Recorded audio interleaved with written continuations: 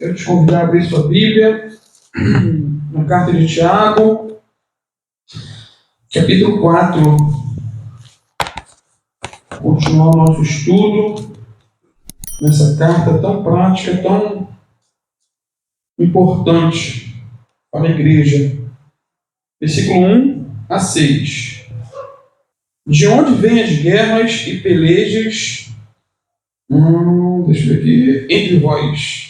Porventura não vem disto, a saber, dos vossos deleites, que nos vossos membros guerreiam, cobiçais e nada tendes, matais e sois invejosos e nada podeis alcançar, combateis e guerreais e nada tendes, porque não pedis, pedis e não recebeis, porque pedis mal, para o gastardes em vossos deleites.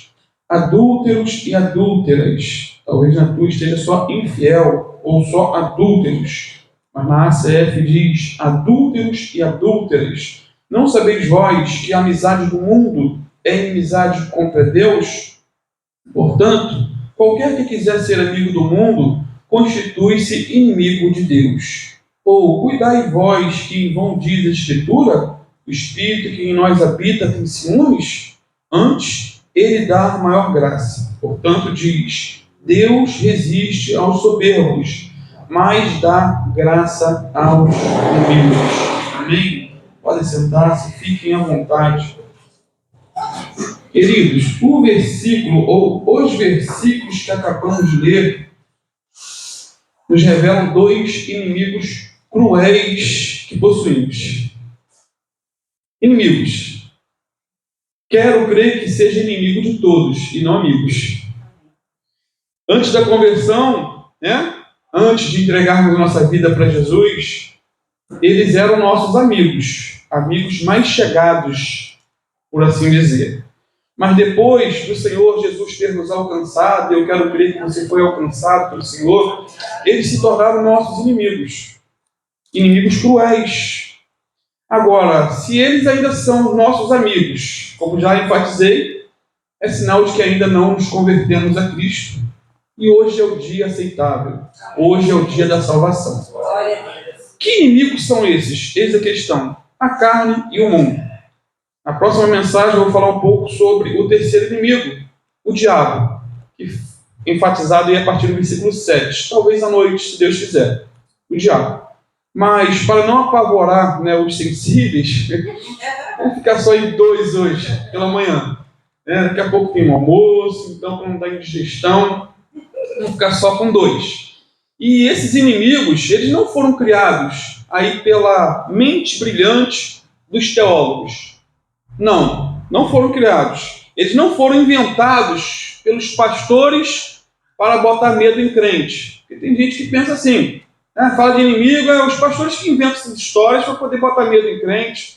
Inventou a história do diabo, da carne, do mundo.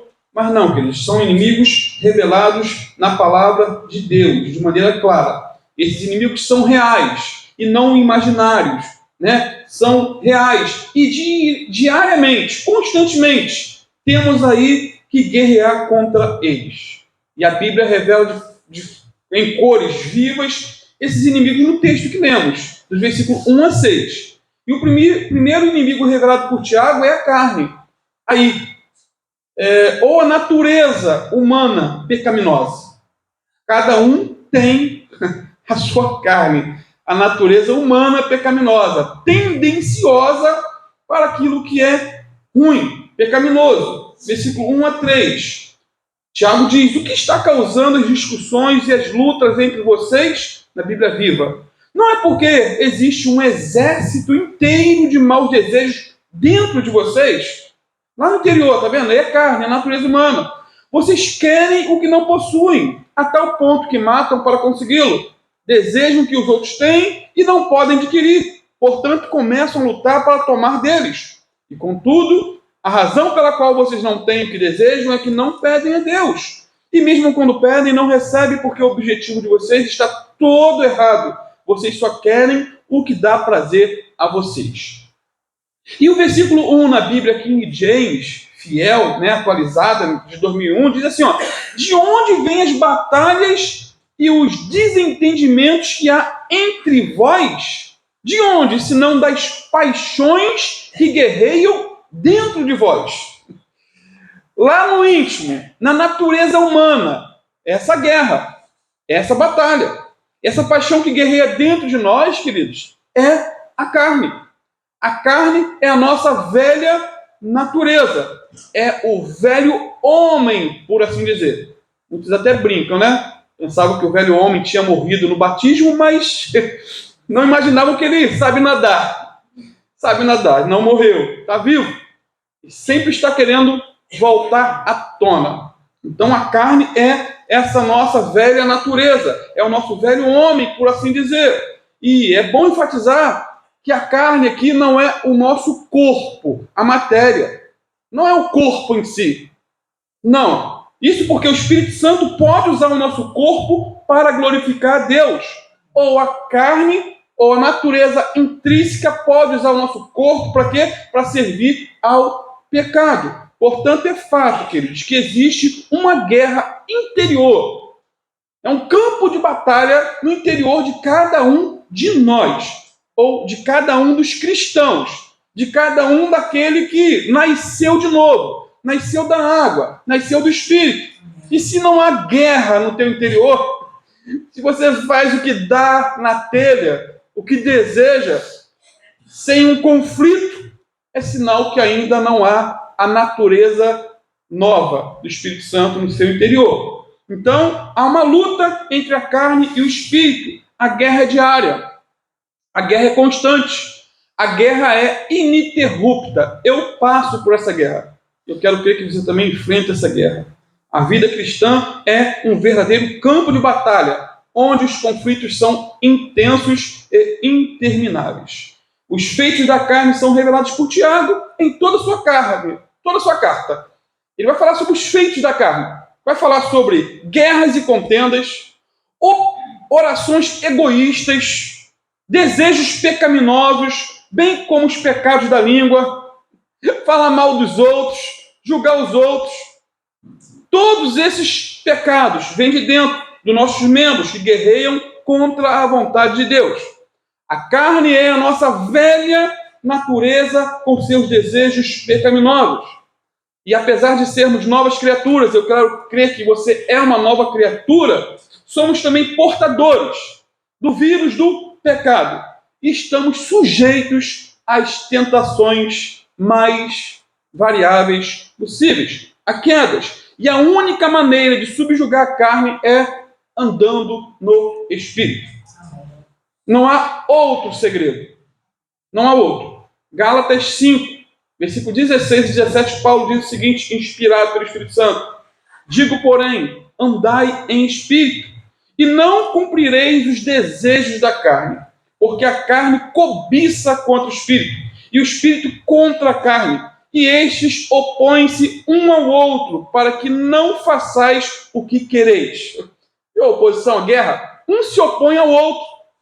A batalha é real. Portanto, a carne representa aqui o que somos por nascimento natural. E o Espírito Santo representa o que somos pelo nascimento espiritual, ou o novo nascimento. A carne sempre se inclina para aquilo que é sujo, para aquilo que é pecaminoso.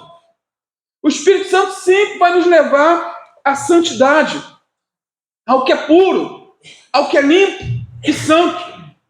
Por exemplo, a ovelha é um animal limpo. Ovelha é um animal limpo que evita a sujeira, enquanto o porco é um animal imundo que gosta de rolar na lama. Dois animais diferentes um do outro. E mais, a pomba, quando sai dos animais e vai para as aves, a pomba é uma ave limpa. Detesta a carniça. Pomba. O corvo, por outro lado, ou o urubu, gosta de sujeira. É ou não é? Há pouco tempo eu preguei sobre a águia, a galinha e o urubu. Onde você vê o urubu rodando é porque ali tem carniça. Tem carniça. Depois que a chuva cessou, né, e que a arca se encontrava em terra firme, vocês lembram, vocês que são bons de Bíblia, Noé soltou um corvo, mas a ave não voltou. Soltou o corvo, a ave não voltou. Por ser uma ave carniceira e gostar de muita podridão, o corvo deve ter aí encontrado alimento de sobra. Muitos corpos de seres humanos e animais. Mas quando Noé soltou uma pomba, que é uma ave limpa, ela voltou, pois não tinha onde pousar os pés. E era símbolo de que, olha, a água ainda não baixou totalmente. Não saia. E quando soltou a pomba pela última vez e ela não voltou, Noé soube ao certo que ela havia encontrado um lugar limpo para pousar e que, portanto, as águas haviam finalmente baixado. Sendo assim, amados, a velha natureza, a carne, né, é como o porco e o corvo, sempre procurando algo imundo para se alimentar, sempre desejando algo que não é lícito, sempre essa tendência humana. É a lei da gravidade que nos puxa para baixo, para aquilo que é imundo, para aquilo que é sujo. Agora, a nossa nova natureza é como a ovelha e como a pomba, ansiando por aquilo que é limpo e santo. E essa batalha vai continuar até o dia da nossa morte. E a santificação plena somente na glorificação, como quando estivermos com Cristo. Seria a santificação total. Então, duas forças atuam para manter o controle do nosso corpo: o espírito e a carne. O espírito e a carne. O Espírito Santo quer usar nosso corpo para glorificar Deus. A nossa carne, ou natureza humana, pecaminosa, quer usar nosso corpo para servir ao pecado. Na conversão, recebemos uma nova natureza, mas não perdemos a velha. Não perdemos a velha. Ela precisa ser o quê? Crucificada diariamente. Essas duas naturezas estão em constante conflito, uma com a outra. E a que for mais alimentada ganhará a batalha. Já viram a história de dois cães de briga, né, lutando entre si? Qual que ganhou? O que estava mais bem alimentado. O outro que estava sem alimento perdeu. Então essa guerra é real. Por exemplo, uma pessoa que já começa o seu dia, já de manhã, as primícias, já começa lendo a palavra, se alimentando da palavra, já começa orando ao seu Deus, clamando, buscando a face do Senhor. Ele tem mais chances de resistir aos desejos da carne do que aquela que já sai, levanta e vai encarar a vida. Às vezes se torna como um ímpio. O ímpio que é assim, vive para comer, beber, acorda, sai, chega, vai dormir. Como um animal. Né? Animal que é assim, não tem sensibilidade, não eleva os olhos para o alto, porque é do alto que vem o nosso socorro. Amém, aleluia. Não sejamos como animais e nem como ímpios. Amém. Amados, há paixões carnais que buscam nos colocar em guerra contra Deus. E devemos fugir dessas paixões e não enfrentar. Fugir e não enfrentar. Fugir do pecado é sinal de força. Enfrentar o pecado é sinal de fraqueza. No mundo aí, fugir dá sempre uma conotação negativa. Mas, biblicamente, fugir é força. Paulo diz, 1 Coríntios 6, versículo 18 a 20. Fujam da imoralidade sexual. Todos os pecados que alguém comete, fora do corpo, os comete. Mas quem peca sexualmente, peca contra o seu próprio corpo.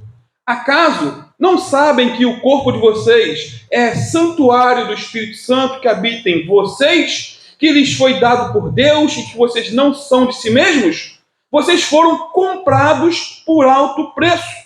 Portanto, glorifiquem a Deus com o corpo de vocês. Amém, Jesus. Os gnósticos, na época de Jesus, uma seita demoníaca, eles diziam que o que você faz com o corpo não mexe com a sua espiritualidade. Eles comparavam, por exemplo, o corpo ou a alma humana ao ouro. A alma é como ouro. Mesmo que você mergulhe o ouro dentro da lama, continua sendo ouro. Então eles usavam essas simbologias para defenderem a prática da imoralidade. Eles viviam uma vida detestável para Deus e se achavam os espirituais. O que eu faço com o corpo não me agride, não mexe com o meu espiritual. E o que temos visto hoje, queridos? Exatamente isso. Pastores vivendo em adultério. Igrejas inclusivas, em que se está ali, levantando as mãos para o céu, e pessoas casadas, pessoas dos mesmos sexos casados, pastores homossexuais, casados, e no púlpito, pregando. Isso é a mesma teologia do passado. E quando você lê a Bíblia diz que isso é pecado. Isso é comparar ao porco e ao corvo. Então ali, na verdade, não houve um novo nascimento. Na verdade, há uma entrega total ao pecado. Não há uma guerra. Há uma cumplicidade. Que sempre brinco, né? Não pode-se com eles, junte-se a eles. Já que às vezes as pessoas lutaram a vida toda contra uma tendência pecaminosa, então já que eu não venci, vou juntar a minha fé com a minha prática. Terrível isso. Escrevendo para seu filho na fé, Timóteo, Paulo disse o seguinte, 2 Timóteo 2:22. Fujam dos desejos malignos da juventude e siga a justiça, a fé, o amor e a paz, juntamente com os que de coração puro invocam a Deus. Então é fugir e não encarar. É fugir e não concordar. É fugir e não dar as suas desculpas. Deus entende. Deus me entende. Meu irmão, com esse Deus entende ou não tem nada a ver, tem muita gente indo para o inferno. Se entrega de corpo e alma. José do Egito, lembram? Ele fugiu da mulher de Potifar. Fugiu. Ele venceu o pecado sexual, ele não encarou. A mulher devia ser tentadora, mas ele fugiu. Davi, por outro lado, diz a Bíblia, ele cedeu ao pecado. Cobiçou a mulher de Urias, um dos seus melhores soldados, se deitou com ela, caiu em adultério, ainda mandou matar o sujeito para ficar com a mulher.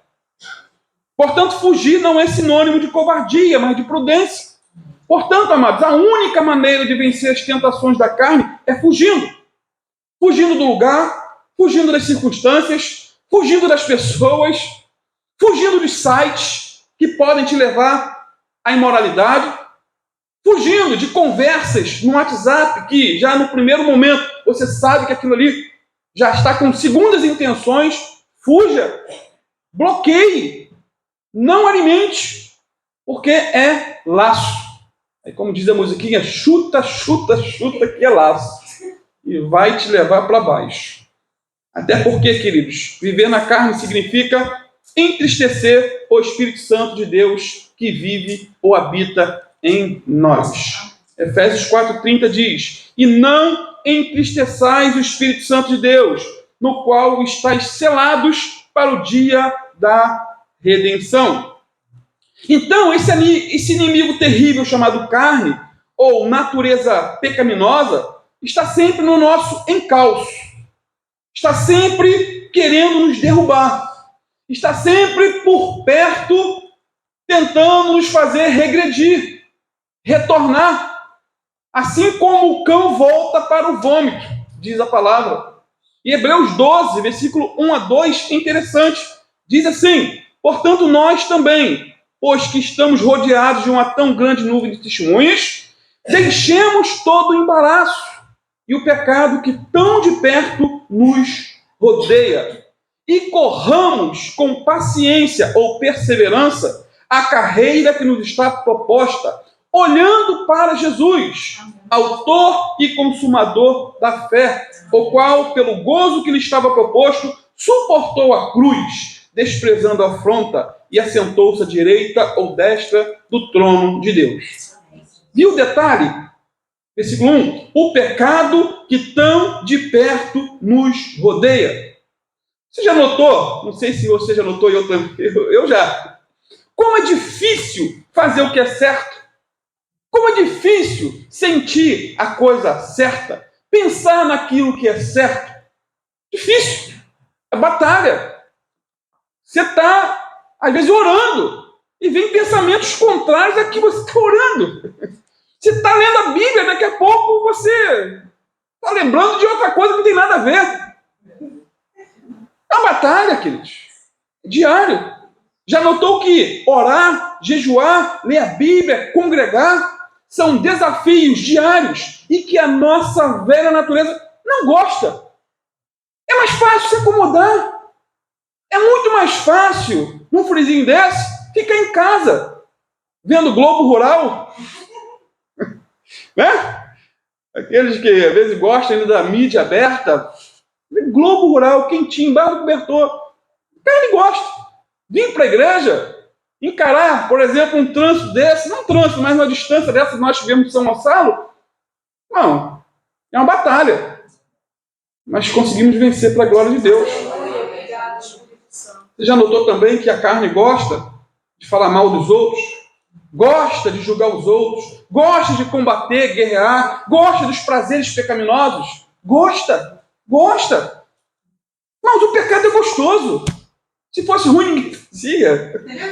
É bom. É bom, mas é mal. Leva-nos para o inferno. No entanto, não podemos alimentar a carne com esses prazeres. Pelo contrário, precisamos correr do pecado. Precisamos orar continuamente. Dizendo, Senhor, não nos deixes cair em tentação, mas livra-nos do mal. Aí é uma oração de dependência. Eu não estou confiando na minha natureza humana. Eu estou pedindo, claro, que a nossa parte é fugir. Mas a parte de Deus é não nos deixar cair, é nos fortalecer, é nos revestir com o seu poder. O segundo inimigo revelado por Tiago é o mundo. Versículo 4 e 5, olha aí. Adúlteros e adúlteras, não sabeis vós que a amizade do mundo é inimizade contra Deus? Portanto, qualquer que quiser ser amigo do mundo, constitui-se inimigo de Deus. Ou cuidai vós que em vão diz a Escritura, o Espírito que em vós ou em nós habita tem ciúmes? Então a carne é o nosso inimigo interno. O mundo é o nosso inimigo externo. A carne está dentro, o mundo está fora. A carne combate dentro de nós, o mundo combate fora de nós. E geralmente o cristão, se não vigiar, ele vai se envolver com o mundo aos poucos. É devagar, devagarzinho. E a pessoa vai cedendo. Primeiro vem a amizade com o mundo, como diz aí no versículo 4. Amizade. A distância. Como consequência dessa amizade, o crente se contamina com o mundo. Tiago 1,27 vai dizer que a religião verdadeira e imaculada é, entre outras coisas, guardar-se incontaminado do mundo. Se a pessoa não vigiar, ela vai se contaminar com o mundo. Depois de uma forte amizade com o mundo, o crente passa a amar o mundo. É um amor, é um vislumbre, é uma sedução. 1 João 2,15 diz claramente uma recomendação: não ameis o mundo, nem o que no mundo há. Se alguém ama o mundo, o amor do Pai não está nele. Porque tudo que está no mundo, os desejos da carne, os desejos dos olhos e a soberba da vida, não é do Pai, mas do mundo. E o mundo passa e a sua concupiscência, mas aquele que faz a vontade de Deus permanece para sempre. Amém. E como um efeito cascata, e isso é fato, ele agora se conforma com o mundo quando a Bíblia ordena a ele não se conformar com o mundo. Se não vigiar, ele vai se conformar. Mas a Bíblia diz, Romanos 12:2, não sede conformados com este mundo, mas sede transformados pela renovação do vosso entendimento, para que experimenteis qual seja a boa, agradável, perfeita vontade de Deus. E o resultado final, se a pessoa não vigiar, ela vai ser condenada com o mundo. Condenada com o mundo. 1 Coríntios 11:32, mas quando somos julgados, somos repreendidos pelo Senhor para não sermos condenados com o mundo. Então a Bíblia fala de condenação. A Bíblia fala de julgamento. E a sequência aqui é interessante. Primeiro vem a amizade, como já vimos. Depois a contaminação, depois o amor, depois o conformismo. E por fim, a condenação juntamente com o mundo. Sendo assim, queridos, voz está meio embargada. Sendo assim, podemos ver que o mundo envolve as pessoas pouco a pouco. Vai fritando ela aos poucos, como uma rã dentro de uma panela com água quente. Ela morre assada. Se botar uma rã, um sapo ali e esquentar a água, vai esquentando, ela não pula. E morre. Se você pegar a água fervendo e jogar a rã, ela pula, foge. Então, aos poucos, o mundo vai envolvendo a pessoa. Por exemplo, ninguém se torna viciado em álcool do dia para a noite. São pouquinhos goles. Um pouquinho ali, um pouquinho aqui. E vai embora. Ninguém se lança de cabeça nas aventuras das drogas no primeiro trago ou na primeira picada. É aos poucos. A pessoa vai se afundando. Ninguém se afunda numa vida promíscua, no adultério, na pornografia, num simples flerte, olhada. Às vezes é aos poucos. E quando a pessoa vê, já está totalmente enrolada com os homens e com Deus. Amados, a sedução do mundo é como uma fenda numa barragem. Como uma fenda, né? Começa pequeno, mas pode conduzir a um grande desastre. Lembram daquela barragem de Brumadinho? Quanta catástrofe! Começou com certeza com uma pequena fenda, um pequeno buraquinho.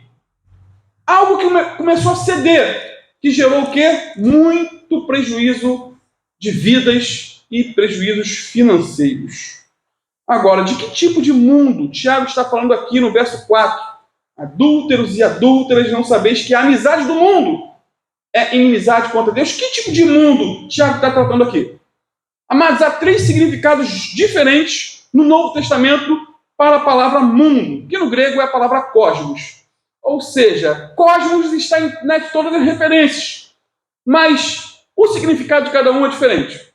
Por exemplo, manga, né? Manga são vários tipos de manga. Manga de camisa, manga de alimento, manga de eixo a nível de carro e outros tipos de manga. E nesse sentido também, a palavra mundo na Bíblia tem vários sentidos. Mas o contexto que vai nos explicar qual é. Primeiro, nós temos o mundo físico, o universo. Lá em Atos 17, 24, diz que Deus fez o mundo e tudo o que nele existe. Esse mundo aqui é o mundo cosmos, é o universo. É um mundo muito grande. Os irmãos terem uma ideia, né? Nem toda a areia do mundo, de todos os desertos, chegam à quantidade de estrelas que há no universo. Um mundo grande. Mais de 60 sextilhões de estrelas nesse universo. Fora as galáxias que estão incluídas nessas estrelas. Então esse é o mundo físico. É o mundo cósmico. O segundo mundo é o mundo humano. Daquele lá de João 3,16, quando diz que Deus amou o mundo. Aí não é um mundo planeta, não é um mundo cósmico, universo, mas o mundo humano. Deus amou o mundo, você. Deus chamou a tal ponto que enviou seu Filho unigênito para que todo aquele que nele crê não pereça, mas tenha a vida eterna. E o terceiro é o mundo como sistema. O mundo como estilo de vida à parte de Deus. Um mundo ímpio. Um mundo desviado, longe de Deus. É desse tipo de mundo que Tiago diz que não podemos ser amigos. Então a palavra cosmos foi empregada aqui no sentido ético, indicando uma sociedade corrupta, ou o princípio do mal que opera sobre os homens com seus valores e filosofias antibíblicas. Porque o mundo é anti-Deus, o mundo é anticristo, o mundo é anti-Espírito Santo. Esse é o sistema do mundo. O pensamento mundano sempre se opõe aos princípios da palavra de Deus. Esse sistema humano, por exemplo, defende pautas totalmente contrárias à palavra de Deus. Defende a prática do aborto. Esse sistema mundano defende a ideologia de gênero, defende a liberação das drogas, relação sexual com pessoas do mesmo sexo. Isso é o pensamento mundano. E a mídia enfatiza tanto essas coisas que a pessoa acaba concordando e entrando no sistema mundano, pensando como o ímpio, quando a Bíblia diz claramente que essas coisas são pecado. Porém, querido, o cristão vive no mundo, mas não segue o sistema do mundo. Ele vive na contramão do mundo. Na verdade, ele nada contra a maré. E nadar contra a maré não é fácil. É complicado. João 17,14. Jesus disse: eu lhes tenho dado a tua palavra, e o mundo os odiou, porque eles não são do mundo, como também eu não sou. Jesus falou muito do mundo, desse sistema mundano, desse sistema perverso. Portanto, amados, se não vigiarmos, os valores do mundo vão aos poucos seduzindo a nossa vida. E vamos nos amoldando, entrando na forma desse sistema. Se o mundo valoriza a riqueza, começamos também a valorizar a riqueza. Se o mundo valoriza o prestígio, a fama, os status, passamos a valorizar essas coisas também. Né? Então temos que tomar cuidado. Temos que vigiar e orar para não cairmos na tentação. Isso porque nossa tendência humana é assimilar esses valores do mundo. E o interessante é que Tiago não diz explicitamente o que é ser amigo do mundo, no versículo 4. Ele só fala que a amizade do mundo é inimizade contra Deus. Mas ele não explica. Eu acho interessante é que naquela época já existia futebol, já existia. A arqueologia mostra isso. Já existia lutas de gladiadores nos estádios. E Tiago não aborda essas questões externas. Não fala. Não estou dizendo que isso não seja. Pode ser algo mundano, pode ser algo assim, de entretenimento saudável. Só às vezes gosta de ver o futebol, mas não é fanática. Não é daquela pessoa doente por futebol. E no sentido da luta de gladiadores, na época era terrível. Era matança. E era óbvio que aquilo era uma prática mundana. Mas Tiago não entra nessas questões externas. Ele vai para o interno. Você não vê na carta do capítulo 1 ao 5 nada a nível externo. Né? Ele está falando nesse contexto do estilo de vida daqueles crentes. Eles tinham comportamentos mundanos, ímpios. E Tiago fala muito disso, e nós já vimos tanto no decorrer desse estudo. Eles viviam em guerras e pelejas uns contra os outros, já vimos. Faziam acepção de pessoas. Quando entrava uma pessoa rica na igreja, eles estendiam o tapete. Né? Falavam mal e julgavam uns aos outros. A língua deles era grande. O mundo é isso. Ferina, má, pior do que veneno de cobra. Tiago vai tratar disso. Eles tinham invejas e sentimento contencioso, ou havia facção na igreja, grupinhos, eu prefiro A, B ou C. Eles até oravam, mas com intenções erradas, oravam para gastar nos seus próprios, pediam para gastar nos seus próprios prazeres, motivações egoístas. Muitos eram soberbos, orgulhosos, prepotentes, e Tiago vai falar sobre isso. Então essas coisas externas ele não abordou, mas falou muito do que há no interior do ser humano. E comparou isso a amizades mundanas. E quanto à soberba, por exemplo, Tiago diz o seguinte aí no versículo 6. Por isso, a Escritura diz que Deus se opõe aos orgulhosos. Oposição. Deus se opõe, mas concede graça aos humildes. Então, o orgulho é uma amizade mundana. Irmãos, o orgulho faz com que Deus se lembre do diabo. O orgulho faz com que Deus se lembre do diabo. E a humildade faz com que Deus se lembre do seu Filho amado, de Jesus Cristo, nosso Senhor. A soberba transformou um anjo de luz em demônio. A soberba. Deus expulsou Lúcifer do céu por causa da sua soberba. Deus resiste aos soberbos, diz a Bíblia. Ele declara guerra aos orgulhosos e humilha os altivos de coração. A soberba é a porta de entrada do fracasso.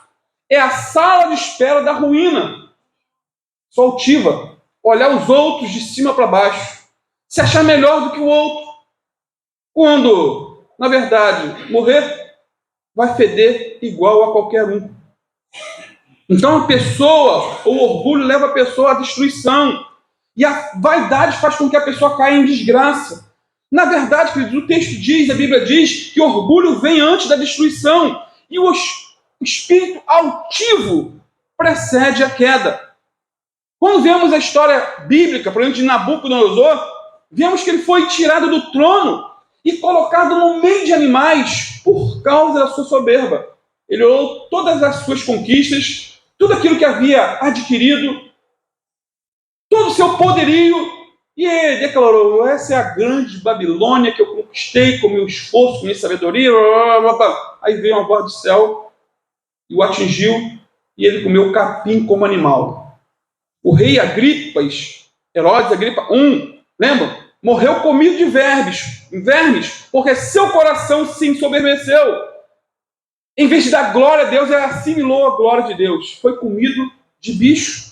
O reino de Deus, então, pertence aos humildes de espírito e não aos orgulhosos de coração. Provérbios 16, versículos 16 e 17 diz assim: estas 6 coisas o Senhor odeia, e a 7ª sua alma abomina. E a primeira da lista que Deus odeia são olhos altivos. Olhos altivos. E os olhos altivos se referem a alguém que se julga melhor que os outros e olha os demais de cima para baixo. Deus abomina aqueles que têm coração arrogante. Provérbios 16:5. Abominação é ao Senhor todo altivo de coração. Não ficará impune mesmo de mãos postas. A soberba leva à ruína. Provérbios 16:18. A soberba precede a ruína e a altivez de espírito precede a queda. Portanto, amados, já que Deus resiste aos soberbos, precisamos aprender a detestar o orgulho e nos vestir com as vestes da humildade, da simplicidade. Até porque o difícil é detectar a soberba em nossa vida. É fácil detectar a soberba no outro, a altivez no outro, a arrogância do outro. Agora, detectar em nós só uma ação profunda do Espírito Santo. Isso porque, geralmente, nos achamos muito humildes, mas raramente reconhecemos a nossa arrogância e soberba. Penso até que era essa amizade mundana condenada por Tiago no texto que estamos estudando. Amizade mundana. Essas eram práticas mundanas que estavam deixando Deus enciumado, irado. E o Senhor chega a dizer: adúlteros e adúlteras. Amados, a amizade com o mundo é comparada aqui ao adultério. Amizade com o mundo. Deus é como um esposo aqui zeloso da sua esposa. Deus se sente traído. O Espírito de Deus que habita em nós anseia por nós com zelo. O versículo 5 na Bíblia Viva diz assim: ou que acham vocês que as Escrituras querem dizer quando afirmam que o Espírito Santo que Deus pôs em nós vigia sobre nós com um terno ciúme? Ou seja, o Espírito Santo não divide nós com ninguém. Não aceita divisão. Estamos casados com Cristo. Aí eu pergunto: você levaria Jesus para uma sala de jogos? Você levaria Jesus para uma mesa de bar? Você levaria Jesus para um show mundano? Você levaria Jesus para uma intimidade sexual fora do casamento? Mais uma vez, Tiago aqui é enérgico ao dizer que uma pessoa não pode ter amizade com o mundo e com Deus ao mesmo tempo. O mundo não tolera os amigos de Deus, pois estes são considerados inimigos. E o contrário também é verdade. Deus não considera um amigo do mundo como um inimigo seu. Abraão foi chamado de amigo de Deus. Lembra? Por outro lado, Ló era amigo do mundo. Depois leia a Bíblia e veja como cada um deles terminou. Veja se vale a pena ser amigo do mundo ou se não é melhor ser amigo de Deus. Então, concluindo, um homem com Deus ao seu lado está com a maioria. Mas a pessoa que tem Deus como seu inimigo está sozinha, pois o mundo não pode ajudá-lo. O autor aos Hebreus, queridos, ele conclui dizendo que horrível coisa é cair nas mãos do Deus vivo. É horrível, terrível, inimaginável. Portanto, concluindo finalmente, podemos dizer que o cristão é amigo de Deus. Ou deve ser. Ele é diferente, ou deveria ser. Diferente em seu linguajar, diferente em seu vestir, diferente em seu pensar. O cristão é diferente. Ele é simples, não é arrogante. Ele segue o exemplo do seu Senhor, que foi manso e humilde de espírito. Amados, a diferença entre o cristão e o ímpio é notória, é nítida. Lá em Malaquias 3,18 fala da diferença entre o justo e o ímpio, entre o que serve a Deus e o que não serve. O cristão vive para a glória de Deus. Ele é guiado pelo Espírito Santo de Deus. A Bíblia é a sua fonte de verdade, é alimento para a sua alma. A oração para o cristão é como a respiração, uma necessidade fundamental. Imagina se ele respirasse só de manhã e depois à noite. Morria. Assim como respira toda hora, temos que estar a cada momento com os nossos pensamentos voltados para o Senhor. Você não precisa de estar de joelho para orar. Então, temos que vigiar. Efésios 4, 17 e 19 diz assim, fala da diferença. Então, eu lhes digo isto, falando pelo Senhor, não vivam mais como os não salvos, pois eles estão cegos e confundidos. Seus corações fechados estão cheios de trevas. Eles estão muito distantes da vida de Deus, porque fecharam a mente contra Ele e não podem compreender seus caminhos. Não se preocupam mais com o que está certo ou errado. Estilo de vida do ímpio. Não está nem aí com certo ou errado. E se entregaram a práticas impuras. Eles não se detêm diante de nada e são guiados pelas suas mentes malvadas e a sua imoralidade desenfreada. Porém, o cristão prioriza sua amizade com Deus, ao mesmo tempo que abandona a amizade com o mundo. E que o Senhor nos ajude a estarmos assim com Ele e não como inimigos dele. Amém?